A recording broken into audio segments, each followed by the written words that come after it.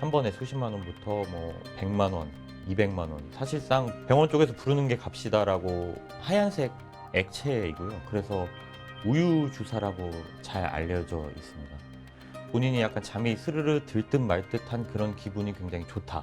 침상에 누우면 이런 손목 같은 데를 이렇게 보면 주사바늘 자국이 많다. 또 맞고 싶은 거예요. 그러니까 이제 아예 옆에 지갑을 두고 5분 있다 깨면 거기서 바로 현금 꺼내서 주면 바로 놔주고, 과다 투약이 되면 무호흡증 같은 부작용이 있어서 종종 사망 사고도 많이 발생하고.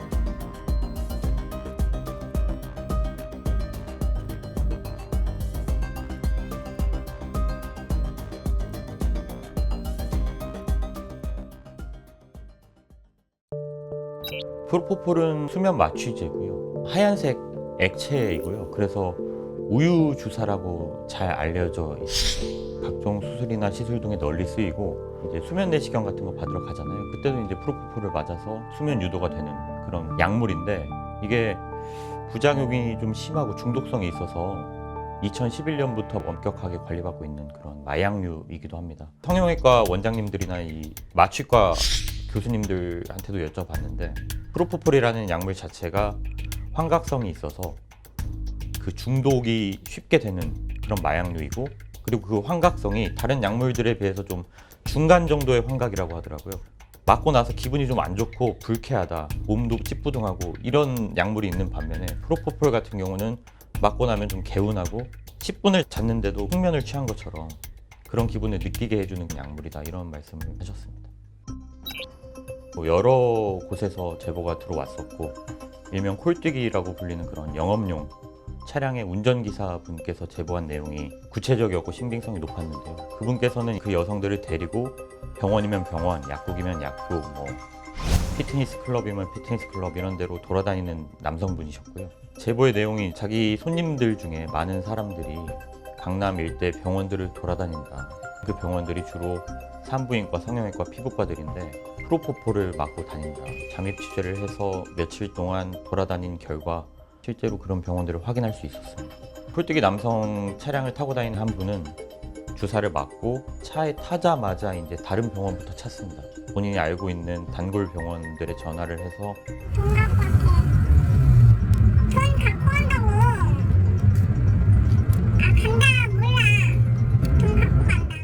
그리고 2시간이 있다가 그 병원에서 나와서 또 다른 병원으로 향했고, 어디?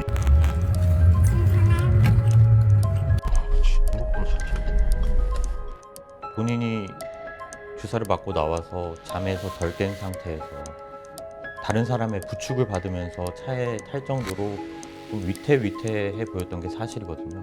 저는 솔직히 제보 내용을 처음 들었을 땐 프로포폴이라는 게 워낙 잘 알려져 있고, 성형외과 원장님들이나 피부과 계신 분들한테 여쭤봤을 땐 요즘 프로포폴 그 문제 안 된다.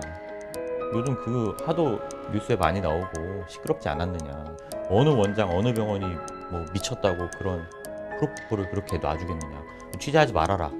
해봤자 뭐 얘기 안 된다. 이런 식으로 말씀을 주셨어서 그냥 좀 별로 심각하지 않겠구나라는 생각도 했어요. 근데 실제로 돌아다니면서 보니까 중독 의심되는 환자들이 많구나. 앞으로도 이게 끊어지리라는 보장도 없구나, 이런 생각이 좀 들었습니다.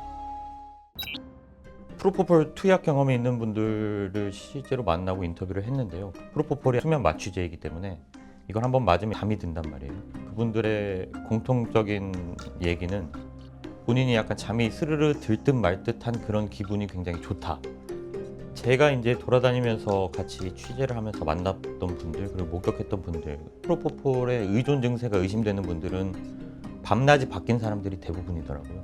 밤에 일을 하고 아침에 이제 집에 가는데 잠이 안 온다거나, 불규칙적인 생활 리듬이나 수면 리듬으로 인해서 잠이 들고 싶은데 잠을 잘 들 수 없는 그런 분들이 이제 그런 약물에 의존하고, 그걸 한두 번 맞다 보면 그게 중독이 되고, 또 연예계 종사자분들도 그런 직업적인 특성이나 생활 리듬 때문에 약물들을 좀 많이 찾는다, 이런 얘기도 있고요. 실제로 제가 만났던 분들도 다 밤에 일하시는 분들이었습니다.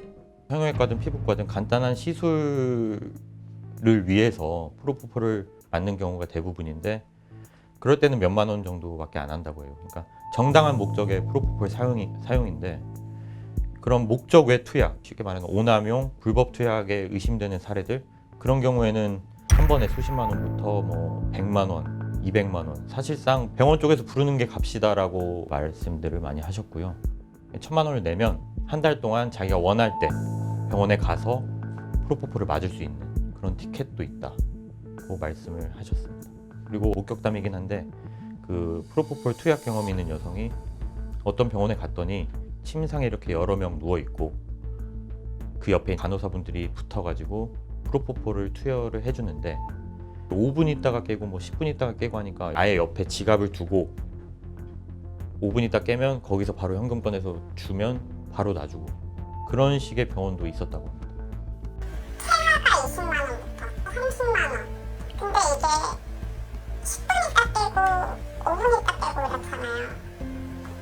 그러니까 한 번 가서 100만 원 이상은 그냥 쓰고 나오는 거. 이제 쓰고. 병원들을 이제 말하자면 들이닥쳤거든요. 그리고 해명을 요구를 했는데 병원 쪽에서도 그런 사실은 인정을 했거든요. 그러니까 중독이 의심되고 프로포폴을 주로 찾으시는 환자들이 있다. 그런 분들이 있다는 건 우리도 안다.